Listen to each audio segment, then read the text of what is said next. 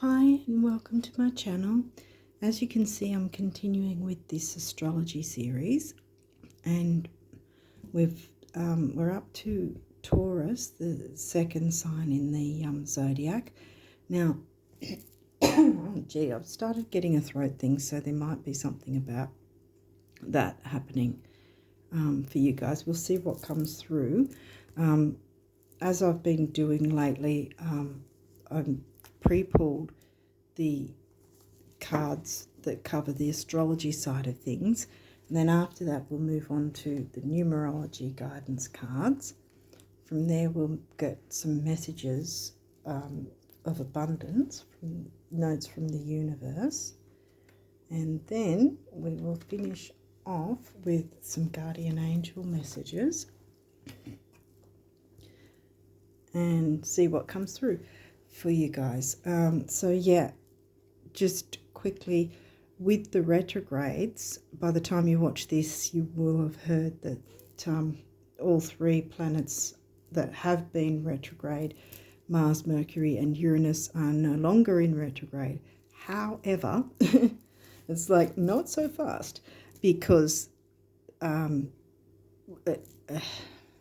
Mercury as well will be in the post-shadow phase, because there's the pre-shadow, then there's the retrograde, then there's post-shadow, if you haven't watched these videos before. So while I'm filming this, those three planets are actually in the post-retrograde phase right now. And I think the first week of February, Mercury will still be in post-retro. After that, I think Mercury will be fine, but we'll still have Mars and Uranus in post-retro. And often the post-retro, which is the time after the actual retrograde time, often that can be a lot tougher than the actual retrograde itself. It can be, but if we already are aware of this, we can make it work to our advantage rather than being in fear of it. So, yeah. I think that's all that I needed to say for now. So we'll get on with the cards and see what's come through for you, Taurus risers, for February. So we have Aquarius. Well, that's 11th house themes, but it's not in the 11th house view. I think it's 10th house, isn't it? Yeah, I think it's 10th house. Libra. What's that? Is that 8th? Or is it 6th? 6th. Virgo. We were just talking about 6th house. 6th house is Virgo themes, and it's ruled, for you, it's ruled by Libra, which is relationship themes. Virgo will be in 5th house for you, which is Leo themes, but it's going to be ruled by Virgo for you, if that makes sense. Lunar eclipse. Okay, well, we had a lunar eclipse a while back, but like I've said, with eclipses, whether it's lunar or solar, either way, lunar is the full moon usually, and solar is anyway, the eclipse, it says lunar eclipse, so it can be 3 to 6 months either side of the eclipse where you can still feel the energy, similar to like I said with the retrogrades. It's kind of like that, where you'll still have that energy going from either side as well as the actual eclipse time. Okay, so you don't have that full moon, so definitely something to do with full moons, and the eclipse has also affected you in some way. Okay, you haven't got many of these cards come through this time round. This is probably Aries before you got a whole bunch of guardian angel cards, and you guys have got less of these cards, because usually I have a few of these for each. Anyway, we're going straight into the moon phases, and we're looking at, where's the eclipse? Lunar, yep, okay. Well, we'll read lunar eclipse first. But it also could be letting you know to work with the full moon and release anything, any upsets or hurts or whatever from the full moon. Yeah, we'll see what comes through down the track. But here we'll just read the messages for these two cards first. The lunar eclipse occurs when the moon moves behind the earth and ends up in its shadow. It may seem strange that something in a shadow can be known as the illuminator, but that is because this event only takes place during a full moon. A lunar eclipse carries the same message as a regular full moon, but intensified. Yeah. Truths that we may not be ready to see are going to come to light. Okay, then we look at full moon. You've reached full illumination with this phase, and everything you have been working towards reaches the climax. This is where you realize that the journey is only half over. What goes up must come down. The positive cannot survive without the negative. That is just a fact of life.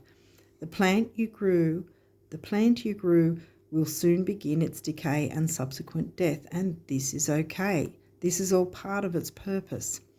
Seeing and acknowledging our faults is the best thing we can do for our development. While it can hurt when we see our shortcomings, acknowledging them takes away their power. Yeah, exactly. If there's any, this is the thing, if there's any upsets or hurts in any way, whether it's a situation, whether it's people, this kind of came up in Aries reading as well. If there's anything like that, acknowledging them by way of working with the moon and doing release work, if you're open to doing that with the full moon, and not just the full moon, but almost 2 weeks you have to do that release work. It's similar to with the new moon. Once the new moon happens, you've got nearly 2 weeks to work on your wishes and your goals and plans and ideals. So that's pretty much how it is. I mean, there is the main event of each of them, full moon, new moon, but you've really got almost 2 weeks to once the full moon happens, to do your release work. Once the new moon happens, to do your wishes and goals and ideas, to set in motion what you're wanting to achieve, what you're wanting to happen in your life. I'm going to move these across and see what else comes through. Okay, house cards, 11th house, Aquarius themes. Like I said, 11th house is Aquarius themes, but it's not in Aquarius for you. It is in Pisces, I think. Okay, so spirituality around community. And Aquarius is then in your 10th, which is your career sector. Oh, I should read the little blurb at the bottom. Where the cosmos grants wishes, luck, friends, and social occasions. Yeah, it's technically known as the lucky house too. I think 9th house as well, because considering 9th house is Sag themes and it's ruled by Jupiter, Sag is ruled Pluto. Okay, Phoenix rising, as you can see. So this is asking you to be the Phoenix rising. Clear away any upsets from that might have come about from the eclipse, especially if it's been something that seems to have been sudden. But perhaps you can sort of think about whether things were brewing to a degree around that time, and then boom, because sometimes it seems like the carpet's pulled from under us if we're not making ourselves aware, or if we're not, if we're holding on to something or someone that isn't in our best interests. That's when it can be like the carpet's pulled from under us.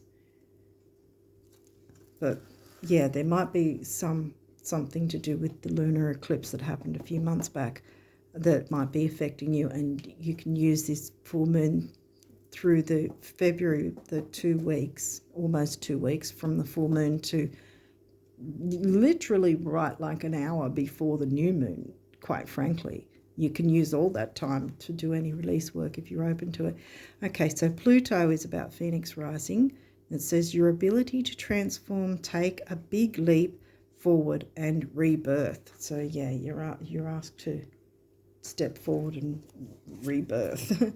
Mercury. Well, we know Mercury has been in retrograde. It's out of retrograde now. Like I said, about a week into February, the first week of February, sort of be aware the post-shadow phase will still be in effect. But after that, Mercury should be fine. So it won't be so much about communications being difficult. However, Uranus is the ruling planet of Aquarius, 11th house themes, and Uranus is still in post-shadow phase, and so will Mars be, at least for a couple more weeks into February, like late February. You should see a change, I think. Very late February, early March at the very latest. Okay, I don't think I read this. Sorry. Okay, so Mercury. How you think, communicate, write, talk, and travel. Travel. Well, that's Sag. Okay, we'll see what else comes through. The numinous. Well, that's Piscean. Did we get? Where's Pisces? Pisces in your 11th house, yeah.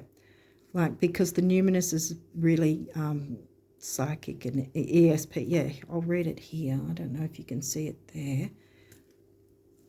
Okay. The unknown, the unknowable, ESP, psychic abilities, the cosmos, universal truth, oneness, source, the unnameable, shadow work. Do your shadow work in the full moon phase, the 2 weeks there. Shadow work, inner knowing, tingling, ghosts, other worlds, space, enigmas, the occult, intuition. This one is square. Okay, this is an aspect.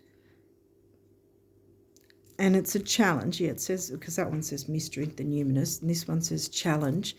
Again, don't fear it, because challenge can just simply mean, you know how, I've said this before, where someone takes up a challenge. I mean, you see it on the internet, a whole bunch of different places will set a group challenge, like on their pages or whatever, and join this challenge or whatever. So it's not necessarily a difficult thing. It doesn't have to be difficult, but it can be difficult if it can be difficult mainly if you fight against it. But if you know that the energy is there and you know, right, okay, this is a bit of a challenge, okay, let me just take a breather and try and work through it, then that's exactly what it's there for, to get you to sort of take a bit of a wider view, I guess. So here it says creates tension, stalls, sounds the alarm, motivates. See, it can motivate. Pressures into, frustrates, demands, struggles, reorients, hurts, works out, reconciles. See, so there's back and forward with it. You guys don't seem to have got many cards at all this time round. Wow. Okay, straight to the point. So these can be in upright or reverse, these cards from this deck. So get straight into it. Pluto's upright, rebirth. Wow, you've got Pluto twice. Okay, so you're going to have to, well, you don't have to do anything, but I think it would be interesting for you to look into where Pluto is for you, because it's come through twice. We'll read from the guidebook for those. Square, semi-square, quincunx. Okay, well, you have square there as well. So that's come through twice. But don't be worried about it, because this is upright as well. So it's going to, when they're upright in the guidebook, it's known as the gift. If they're reversed, then they're the challenge. And neither of these, even though they can often be difficult. Neither of these are in reverse for you, so they're actually upright. So that's good. So what have we? Oh, retrograde, and it's upright too. So I think I might, because this is, yeah. I mean, with the reading before, it was like cards were just going everywhere. There was a whole bunch of cards for Aries rising this time round. But for you guys, it's pretty straight to the point. Wow. This is the smallest reading I've had so far, I think. Well, we'll see how long it takes. But as far as cards go, at least the astrology side, it's very, very brief. Okay, Pluto. I'm putting it like that because, well, I think it's easier to see it all, is it? I don't know. I'm hoping it is. Okay, so 27 Pluto, and it's the gift. So we'll read here. It says spiritual gift. Pluto asks you in the face of life and death, why are you here? This isn't a rhetorical question. Strip down to the essentials and come back to what really matters to find the answer. Well, definitely Phoenix rising energies. And yeah, I think if you're open to working with the full moon, looks like that's pretty much the answer for you guys in February. Get that done and you'll be the Phoenix rising. It's not much you need to know about this one. Okay, so far anyway. Okay, so we'll get square, semi-square, quincunx, which is 54.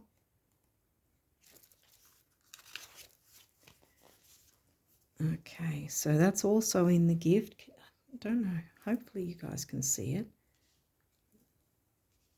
Maybe. Anyway, we're reading the gift. So that says rebirth, Phoenix rising. This one says tension, which it can be with difficult aspects, but sometimes that bit of tension helps us to move forward better. And that's retrograde review, that's what retrogrades are about with any planet. Okay, so back to square, semi-square, quincunx, which are aspects in the chart. Okay, gift. Take this opportunity to build strength and learn to reconcile the conflicts within. When you can resolve internal conflicts, it is easier to resolve external ones. Okay, wow. Yeah, I think shadow work is probably, if you're open to it, I think that's kind of really gonna help you a lot. I mean, it doesn't mean that anything is wrong, as it were. It's just, it's going to clear the way, because the upside of Pluto is the Phoenix rising. So why would you not want to clear the way for you to rise like the Phoenix? And do the shadow work, full moon shadow work, 2 weeks you've gotten in the lead up to the new moon, and then your Phoenix rising at the new moon. It's really like kind of black and white to me in a way. I'm just surprised there's not that many cards. It just sort of seems to go boom, straight to the point. Okay, so retrograde is back here, number 15. And we also have the gift, so all of them are upright, which is fantastic. Okay, take a deep breath. This is a moment out of the ordinary flow, an opportunity to use what you've worked so hard to learn, because retrogrades bring information your way that you can then sort of, not stew over, mull over, sort of decide which way you want to go. Like, you don't have to jump in and make a decision straight up. You've still got a few weeks to work out what way you want to really go with things to move forward.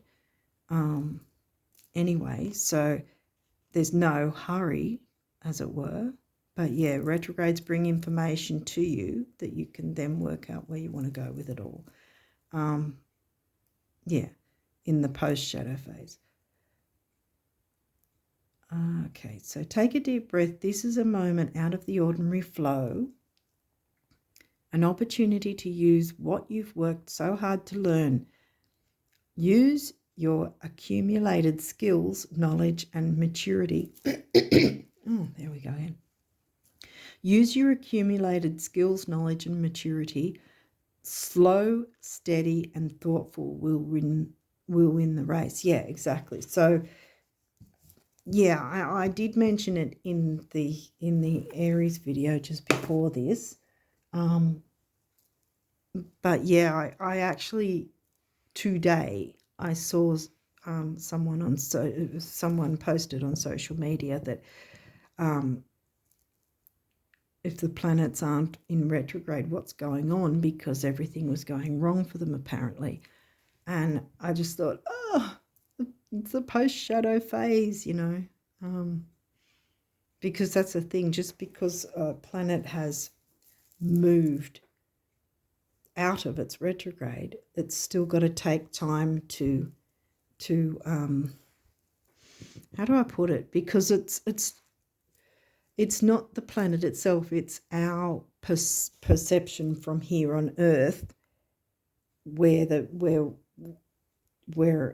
from our viewpoint, where it seems like the planet needs to take some time to then get back on track, so to speak, to get back up to its normal speed, if that makes sense. It's kind of like a train, the retrogrades, because of course there's different stations a train has to stop. So what does a train have to do? Well, any vehicle has to slow down, but with a train it takes a while to slow down, then it stops.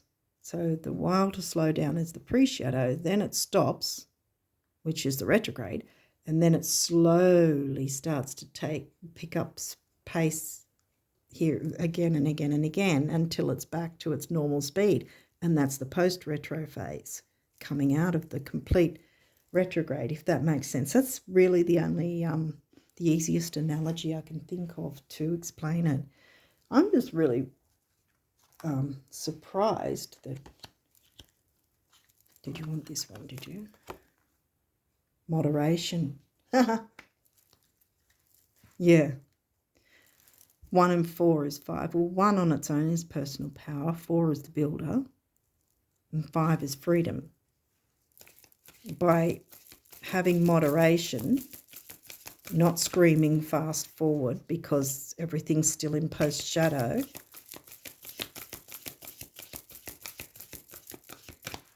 doing your shadow work where you can, if there's been anything that's cropped up from the eclipse from a few months back,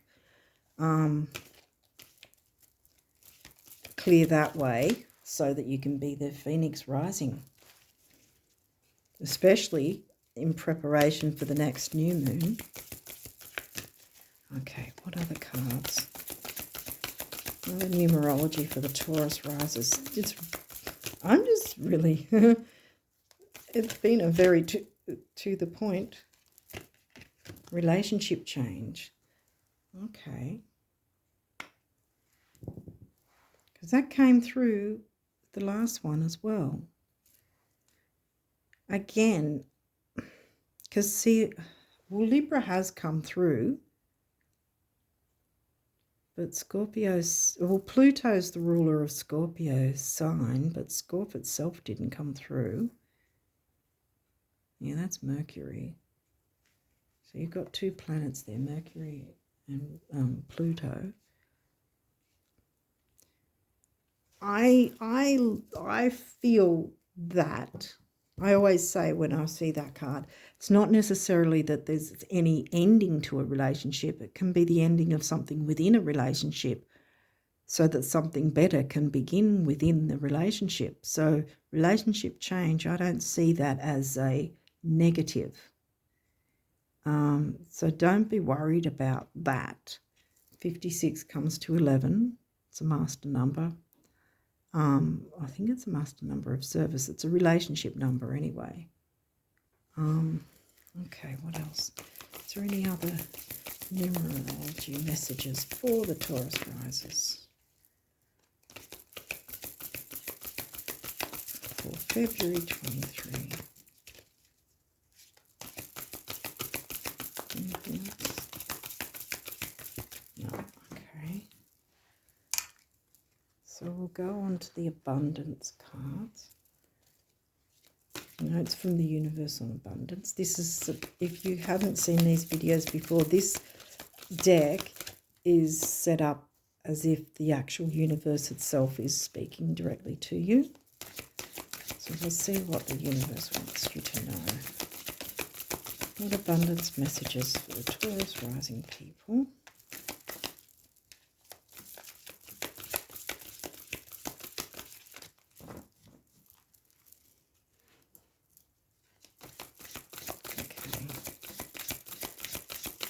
Taurus risers, what do they need to know?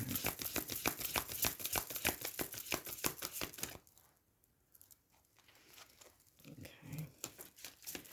We'll get the messages in a minute. Spirit, what do you want them to know for February?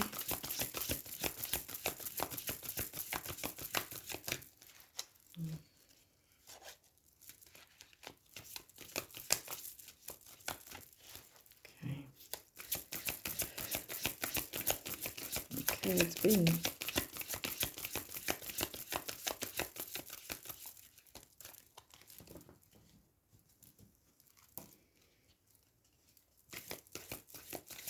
what do they need to know?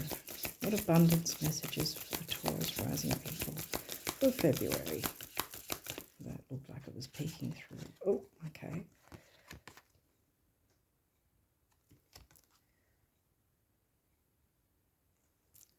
Okay. Behold a new day with rainbows, sunshine and blue skies, new players, rebounds and recoveries.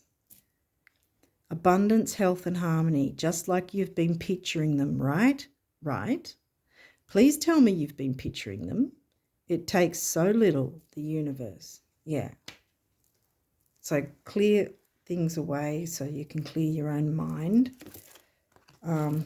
And a butterfly is also about transformations, like Pluto.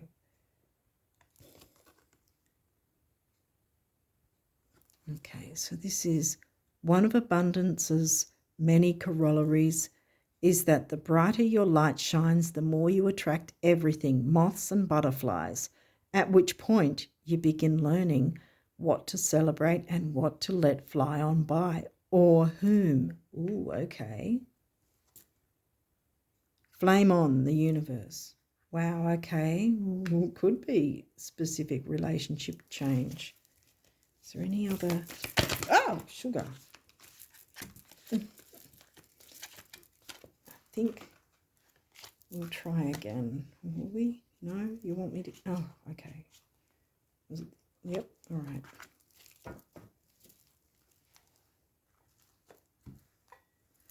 Okay, so you've got a few here. I thought there were too many, but no. Okay.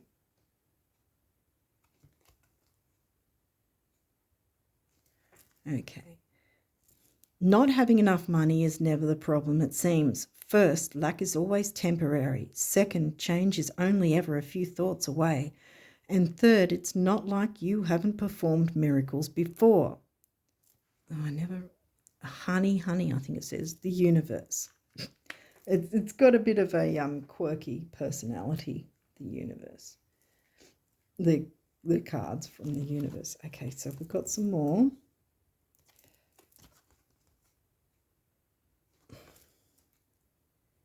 The trick with spending money lies in knowing with every fibre of your being that it will return, and so it must, as if on wings, the universe. Yes, exactly. I don't know if you can see them all, maybe not. Let's see if I can maneuver them across, perhaps. We'll see. I don't know if I can fit them all in. Oh dear. Okay, next.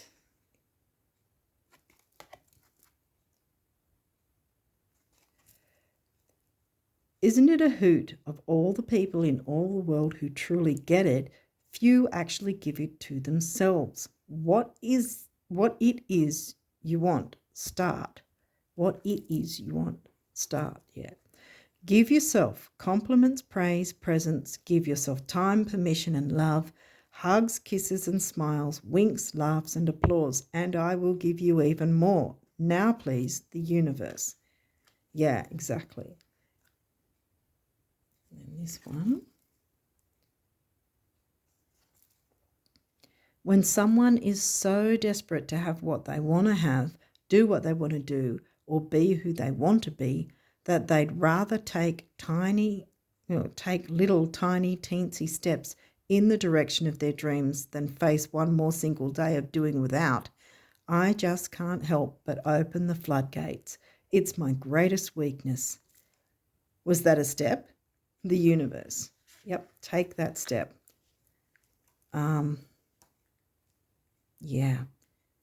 If you're open to working with the full moon, I know I harp on about it quite a lot, but yeah, it's fantastic. Really, if you can utilize the full moon energies, even if you can't time it when the actual full moon happens, that's fine. You've still got that 2 weeks really leading up to an hour pretty much before the new moon, quite frankly. If you are open to working with the moon to do the release work so that you've released any upsets and situations, and it's going to make it easier for you to make decisions. If you do the release work, it makes it sort of, in a way, it's cathartic. It frees you to be able to make certain decisions if you need to, from a clear mind, from a clear perspective, without having to have all the emotional baggage as well. Yeah, and like I keep going on about it, the Phoenix rising. Yeah, I think it's really quite, yeah, I think that's all that I can say, because there's the relationship thing going on. It may not be a relationship ending, but it might be a situation needing to end so that something better can come along within that relationship. So it's not something to fear. Yeah. You've got the Aquarius 11th house energies coming through as well. So you've got 10th and 11th. And what was it? 5th and 6th, I think, as well. So, yeah, they were the signs.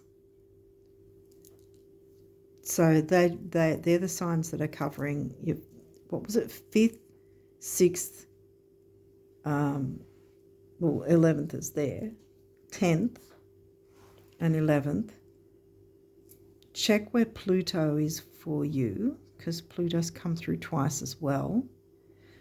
See if you can work, if you're open to working with the full moon energies to clear anything, especially anything that might have cropped up from that eclipse a few months back or so. Because like I said, the eclipse, any eclipse, whether it's new moon or full moon eclipse or solar eclipse, whatever, eclipse energies are quite potent, and they can last on either side of the actual eclipse phase itself 3 to 6 months on either side. So they're pretty big, pretty potent energies. So if something has come up, generally full moons are about completion and endings. And something may, like I said, the thing is, it's like, what is it?